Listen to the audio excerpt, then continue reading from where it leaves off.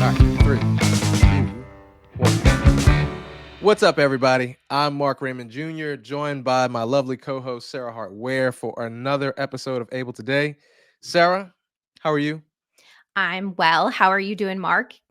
I'm well. The weather in New Orleans today is quite lovely. It's a little chilly, but you know what? I'm not in the Midwest, so I Hey, can't beat it. it's sunny and cold, so it just kind of balances itself out. Yeah. Not as warm as the state that our two guests are hailing from this afternoon.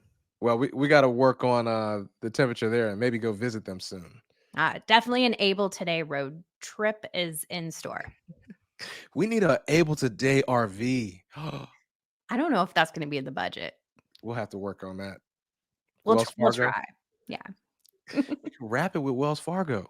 They would love it. But with no further ado, today's conversation is going to be really amazing. We've got two very influential people who've done a lot of work with Able, Congressman Crenshaw and Jon Finch with Able United. Really excited to have you both on our show today to talk about the Able legislation getting approved, all of the work that you both have done. This is going to be great. Yes. I want to start with having you both share a little bit about yourselves and your background doing this work. Yeah, let's start there. Congressman Crenshaw, how about you take it first?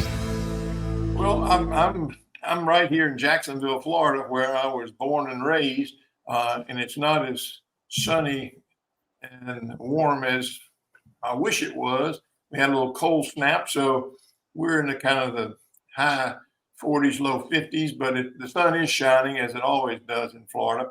And I was, I grew up here. I went north to school to Georgia, and then came back and went to law school at Florida. But I was in Congress from 2000 to 2016, I guess, 8 terms there. And that's how I got involved with what you all are working on. And it's just so important. I look back and think of all the things that I was able to accomplish in Congress. I think working on the ABLE Act, which we'll talk about, I'm sure, in a bit, took 8 years to make it become law, but it's impacted so many people. It's really one of the things that I'm proud of having done. So good to be with you all today.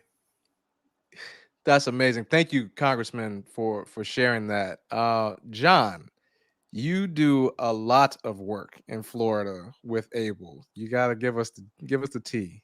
Yeah, so Jon Finch, I'm the director of the state of Florida's ABLE program, ABLE United, and a little bit of my background. So it's interesting is, if you think about the average time a college student changes their degree, it's about 3 times. And I was an exception to that. I think I changed it about 6.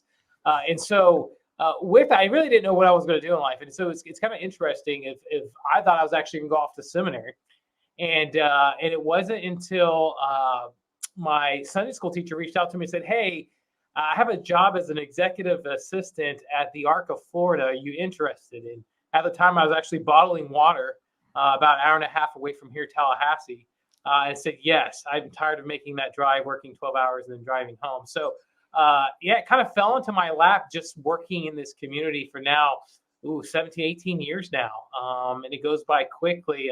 But no, been fortunate that my path through the arcs has led me here to the state of Florida running its ABLE program. Love it.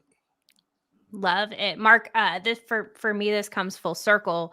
I've known two of these gentlemen, or the two of our guests, for a very long time, as you've heard me say in prior episodes, and a lot of the work and presentations we do together.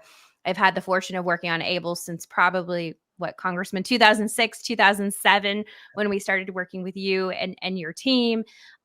Congressman, our first guest, actually, when we launched Able Today, our podcast, was the Beck sisters. So we had Natalie and Mary Rose, her older sister, on. So again, kitchen table, full circle to having you on. And then, of course, Jon, we met you and Will way back when I was able to travel to Tallahassee with the congressman, and Debbie Revels and Jennifer Bang to kick off some of that state legislation. So I thought maybe where we start today, because we have a lot of ground to cover in today's episode, is, the idea, as we've said in prior episodes, really started back in the mid 2000s. Maybe, Andrew, if you could talk about with us and our audience, how did you first learn about some of the challenges families in our community were facing, and the ability to save, or lack thereof, for their loved ones with disabilities?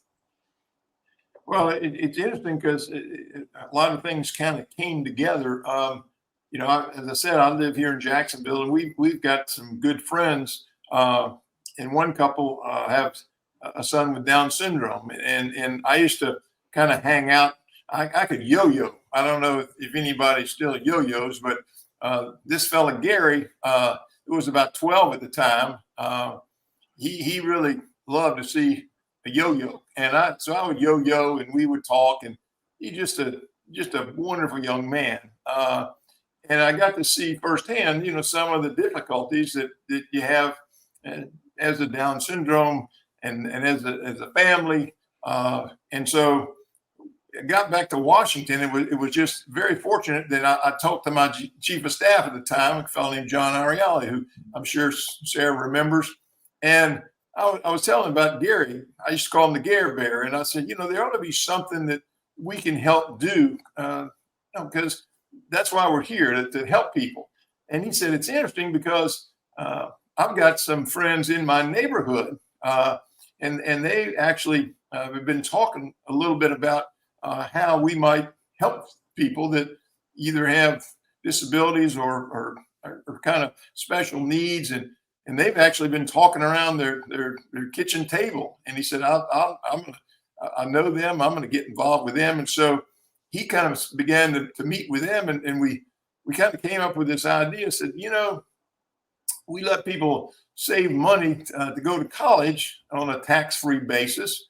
We let people save money to retire on a tax-free basis. And we let people put money aside for health savings accounts. I said, maybe we ought to figure out a way to help folks that really need help. And maybe we could do it, kind of track some of these other pieces of legislation. And it's really kind of the way the system's supposed to work. People sit around, they've got a problem.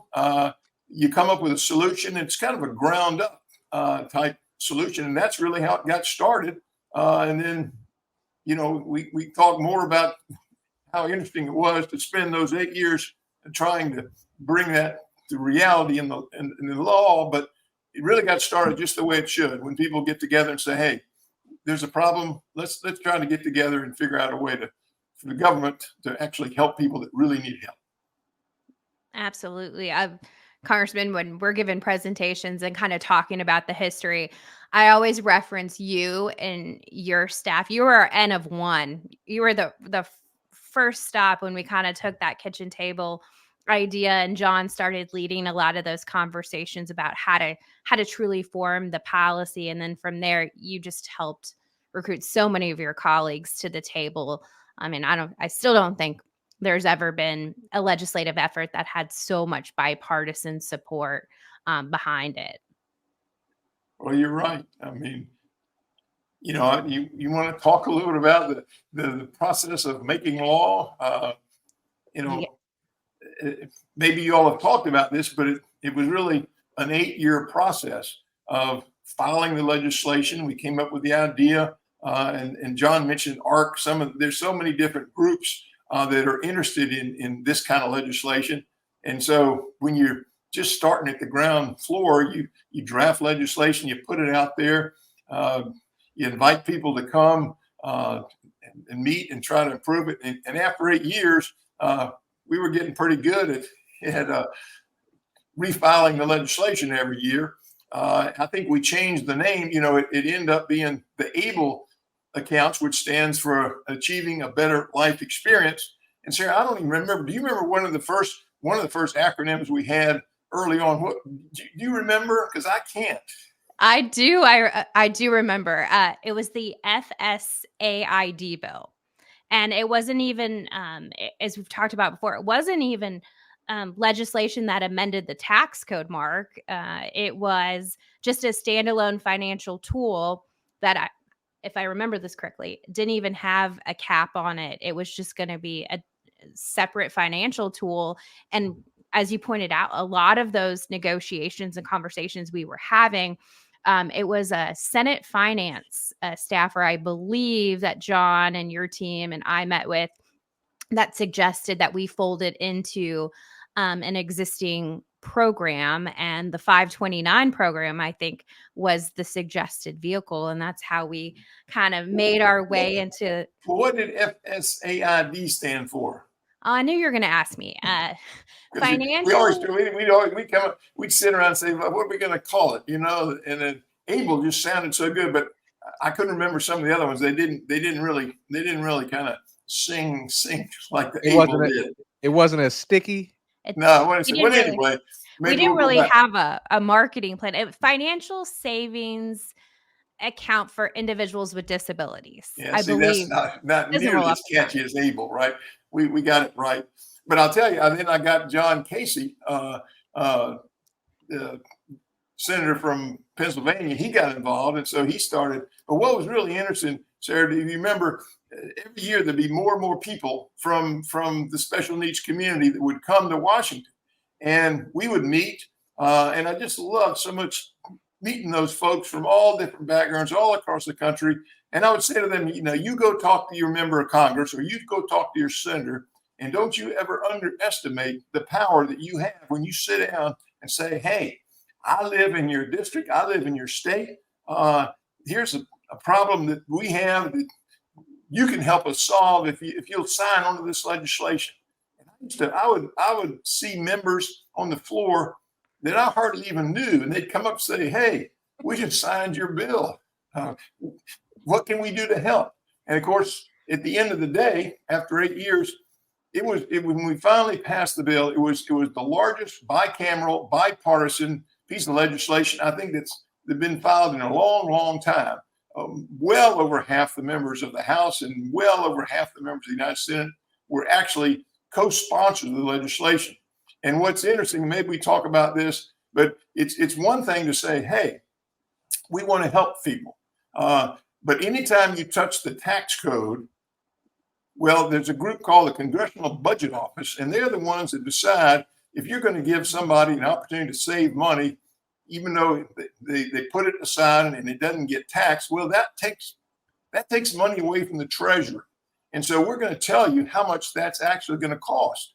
And they're kind of the rule of law. They say, if we pass this legislation, and even if we limit it, and Mark, we talked earlier about that, if we limit it to a certain age, these are the number of people that's going to impact. These are the people that are going to set up these accounts to save on a tax-free basis, and it's going to cost the Treasury. In this case, I think it was $4 billion.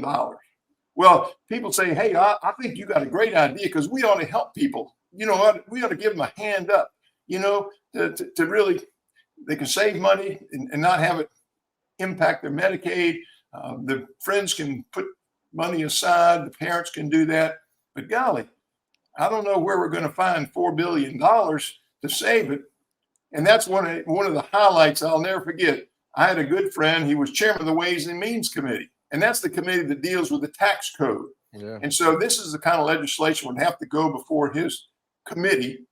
And he happened to be a great friend. And he was trying to reform the tax code. And people were not really giving him the opportunity.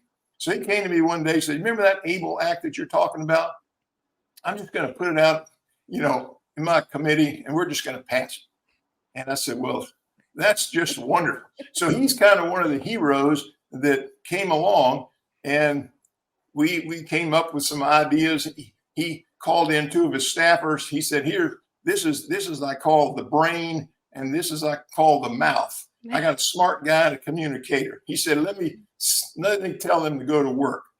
And so they came back about an hour later, said, you need to find $4 billion that we can use to pay for this somewhere in this big, vast, bureaucracy of the IRS. And sure enough, we found the money to do it. And at the end of that year, it became law. And I can remember people sitting up in the balcony, Sarah, and it was a great day because so many people cared about it. So many people wanted to see it become law. and it did. And so that was just a great day. And it's, as we talked, it just touched so many lives. And these are people, this is not a handout. This is a handout. This is a way to help people that experience problems that most of us don't ever even understand. And yet they now have the ability to set aside money to save when they use those proceeds for certain expenses. And it's been a wonderful experience. Well, Congressman, that's a powerful summary of 8 years of work, and I'm sure that there's a lot of other context. But I really appreciate your explanation, because a lot of times I think our listeners and the general public just don't fully grasp what it takes to move legislation through Congress, nor the amount of time, the amount of work, the amount of co-signers, committees, and bureaucracy that legislation has to move through. So thank you for that. If you want to, now, I don't know, I have to tell you one little interesting thing. Once you pass a bill and it becomes law, well, this time it affected the Internal Revenue Service. And they have to write rules and regulations to implement this legislation. And a lot of people will tell you, you can pass a law, but then you got to go to the bureaucracy and they've got to pass the rules and regulations that are going to implement. And quite frankly, when you deal with the IRS, that's typically maybe a 3 to 5 year process, because they go through and they write these rules and people have to comment and whatever. Well, here's something pretty interesting. At the time, I was chairman of a committee of appropriations that oversees and funds the Internal Revenue Service.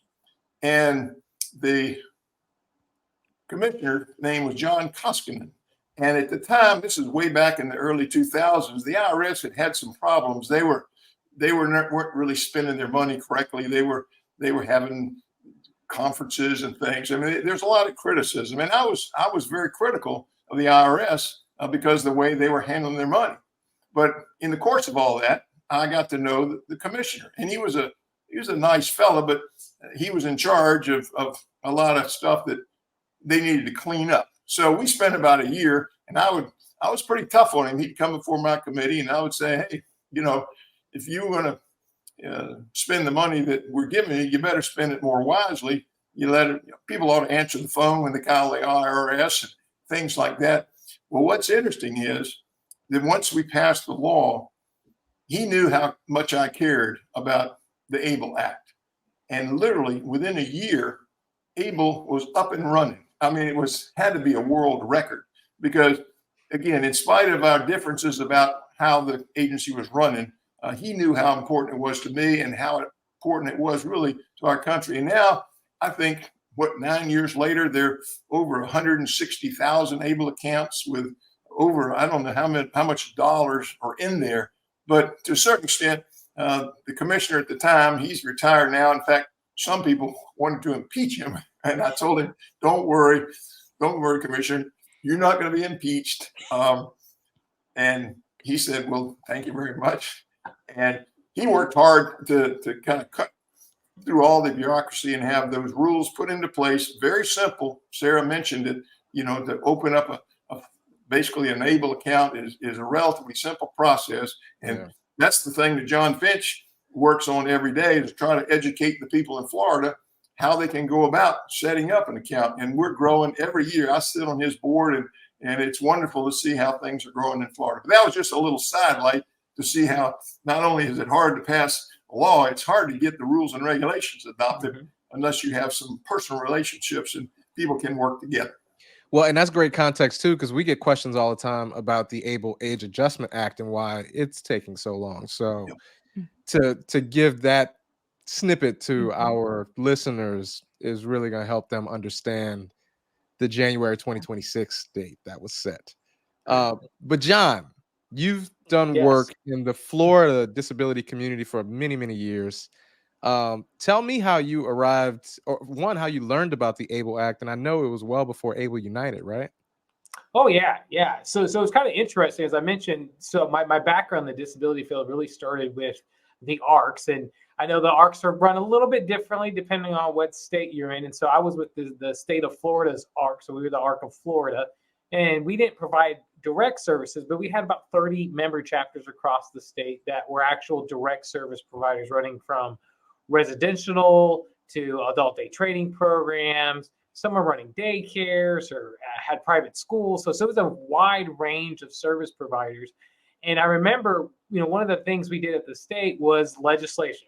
Was it legislative, governmental? That was kind of what we did. We had, we had some lobbyists that we paid that help us follow and track state legislation and make sure that the needs of our members were being met.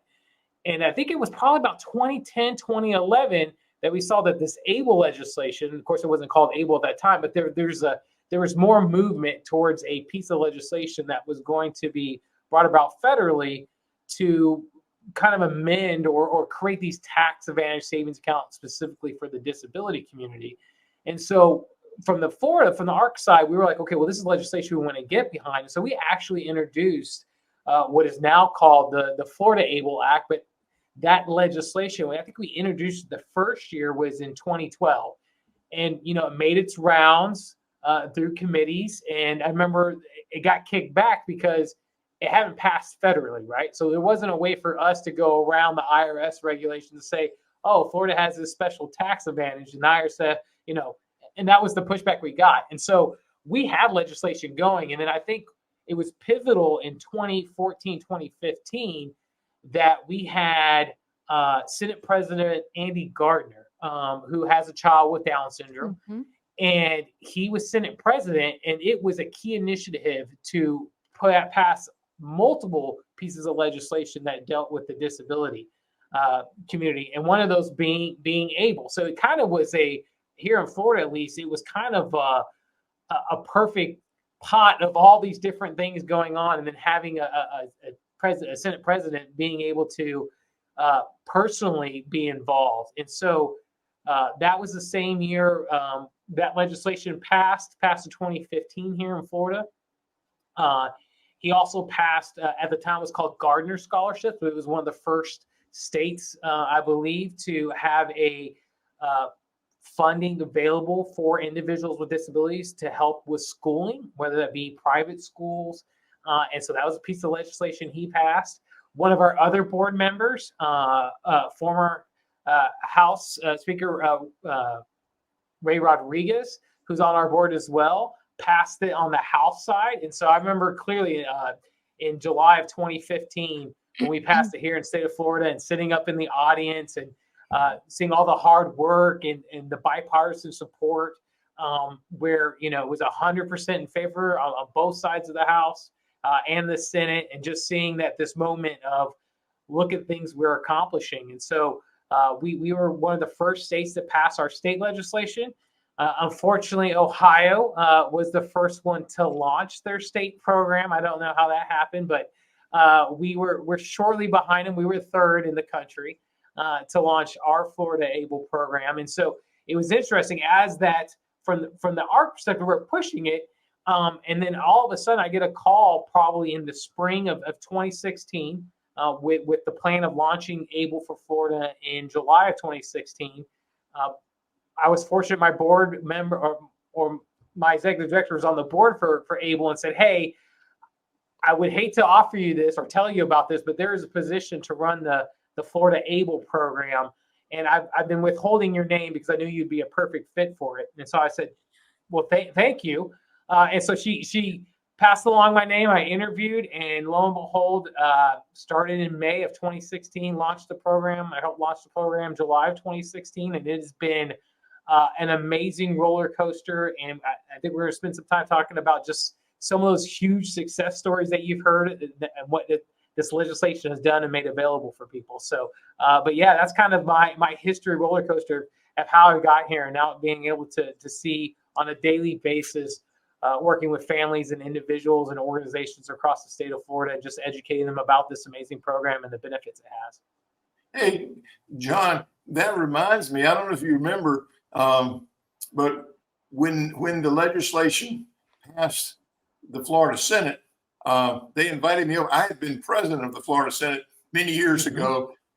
And when they actually passed the legislation, I was on the Senate floor, and they hang the pictures of former presidents all around the chamber. And so they took my picture standing under my picture with the individual who passed the legislation that day. So that was an exciting day, because, as you point out, John, even though we passed the legislation nationally, each state had to implement it. And I think maybe all the states now have their own version of ABLE, because you had to change the tax code, and then all the states can come along, and that's where the 160,000 accounts. But that was a great day for me, just to be back in Tallahassee, the state capital, the day that they passed the bill in the Senate. That was an incredible day. And Andrew, I was in the gallery with Debbie and Jennifer and John. I think that's where we met for the first time in Tallahassee. But Mark, I think the other thing we're hearing, or at least our audience is getting a taste of the competition among some of the ABLE states, which is good. We want competition because we want to drive those numbers and assets under management up as much as we can. And that's one of the goals of our podcast here. Andrew, you talked a little bit about your relationship with Chairman Camp. One of my favorite memories, and I believe John and Jennifer both were in this meeting. Congressman Jim Nussle, who you obviously also know, was a member of my board of directors at NDSS, has a daughter, Sarah, with Down syndrome. He had helped coordinate a meeting with the chairman as we were inching closer to the end of 2014. And Sarah Wolf, who you know and love just as much as I do, was in town. She was our ringer, Mark. We when we needed Sarah, we got her down from Moscow, Pennsylvania to Capitol Hill. And we had this incredible meeting. We were in the Capitol, and it went well. It could have probably gone better because Chairman Camp was tough. He was probably one of the toughest members of Congress. And when we walked out, I told Jim and Sarah, looked at him, I said, "How do you think that went?" And Sarah's face, she just looks and she goes, "That man is tough. Like, that was the hardest meeting that I think we ever had, Sarah." But, so many memories. So I don't know, as we celebrate 9 years of ABLE, Andrew, is there a favorite memory that you could share with us? You probably have multiple memories from all the conversations and all of the advocacy that you really helped us do to get to that December 19th, 2014, when we sent it to Obama's desk. Well, there are just so many memories, and it's great to kind of think about it, because it's been some time ago. But I think my conversation with Dave, he points out, he was really one of my best friends, and he just said, "We're going to do this." And when he calls the brain and the mouth to come over and says, "Go find $4 billion," and boom, like that, it was there. But what I do remember, another special day, was the day we had the bill signing ceremony, and we were over in the old executive office. These beautiful, Sarah, you were probably there, remember? And there were probably a couple of hundred folks, and we had some of the other members that were real helpful. Vice President Biden was there, and we all said a word or two, but just so many happy faces in that room from all different backgrounds and all different disabilities, just to be able to participate and see that dream become a reality. That's something I can still see, that this great group of people in that big, beautiful place to celebrate the final passage. That's one of my favorite memories. No, it definitely came full circle. Being in that room, the energy, the excitement. I know, you spoke, Sarah Wolf spoke, Catherine Beck, who's also no longer with us, spoke, kind of, honoring Steve and everything that Steve did as one of those parents initially around that kitchen table. It's absolutely incredible to see where we've come since that 2015 celebration. Absolutely. John, I want to go back to you for a second, because I know we haven't really heard about the outreach that you do with people with disabilities, the caregivers, family members with United Able. And I just want you to talk to us a little bit about that, and then share your memory, your favorite able memory. Yeah.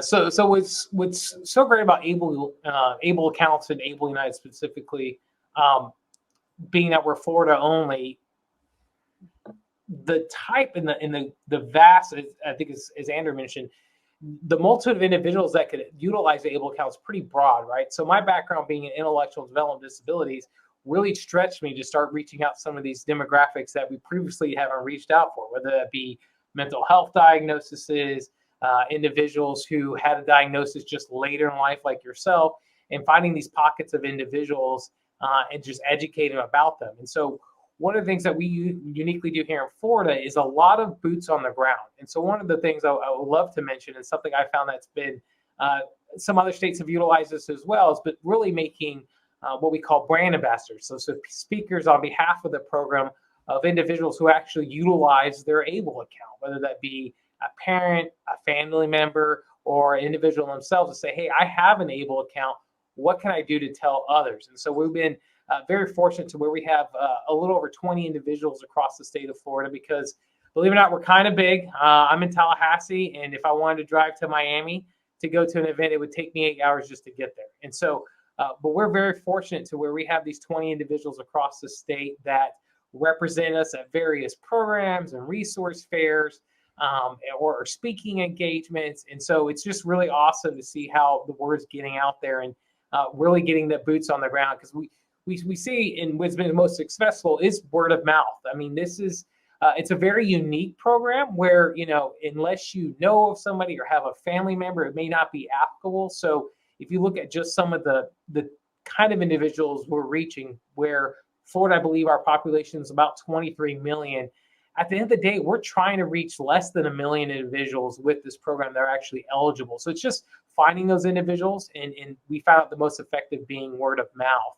So that's some of the exciting things I get to do on a daily basis, is saying, what agencies, what organizations, what nonprofits are we not reaching to, and how can we get them utilized? And I think, COVID was one of those blessings in disguise when it came to technology like this. Like 5-6 years ago, I don't even think this was possible. And now, it's the amount of virtual enrollments that I do, or virtual events I actually presented to all of our military family network across the state of Florida this morning to a group of 30 plus individuals.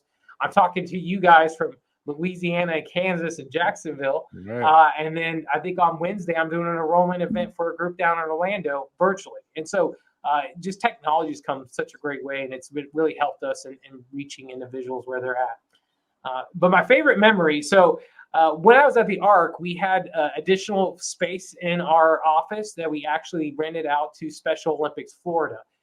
Actually, it was the local area office here for Special Olympics, and I got to know their director pretty well, Bridget, and her son Sean. Her son Sean, although he wasn't eligible for Special Olympics, he has cerebral palsy. He was eligible for an ABLE account, and so they were there and they were watching this as legislation, and they were very interested in opening an ABLE account because it was also the same year that their son would be turning 18. And so he's turning 18 in the fall, hopefully going to be moving on to SSI benefits because of his cerebral palsy, but then he would also be going off to college. And so they're very excited to say, let's get the ABLE account in there, dump the extra Social Security funds they have into the ABLE account, and then he can utilize it when he needs to.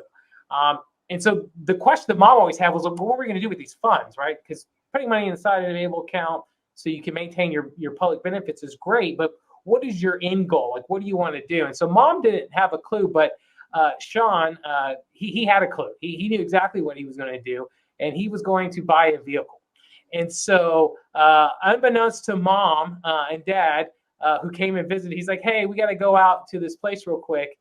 He put a down payment on his first vehicle using his ABLE account. And so it was so awesome to see what used to be you couldn't even save $2,000 to your name, was now putting a down payment and making monthly payments for a vehicle out of their ABLE account. And so for me, that was just really cool. And we used to include in my presentation his car with the giant bow that they did, and realizing that was all ABLE because of ABLE. So it's a pretty amazing story. Wow. Another one. They just get better and better, sir. It's so many wonderful stories, and it's going to be the stories, John, as you know, that are going to inspire the next able eligible individual and family to think about how do you utilize these accounts in your daily life. Yeah. Well, guys, this has been a great conversation. I want to wrap this up though with one final question for the both of you. And that is, what is the best thing about Able? Congressman, can you go first? Well, I guess the best thing, it solves one of the problems that individuals have, not only the ability to actually save money and to save it on a tax-free basis, but to not have it count, against some of the rules and regulations. In the old days, if somebody decided they wanted to, like John, if somebody wanted to give somebody an old beat up car, well, you couldn't accept that. Or if a grandfather says, here, my grandson, disabled, I'm going to give him, maybe pay for an apartment for him to live in. But none of that could happen. And so, again, it just goes back to people that truly go through problems that most people never can even realize. And yet it gives them the ability to live and to live on their own, to be able to save money, to do the things that they want to do. And it's just really the way government's supposed to work. When there's a problem, if the federal government or the state government can help, then let it be. Let that groundswell come up and tell the story.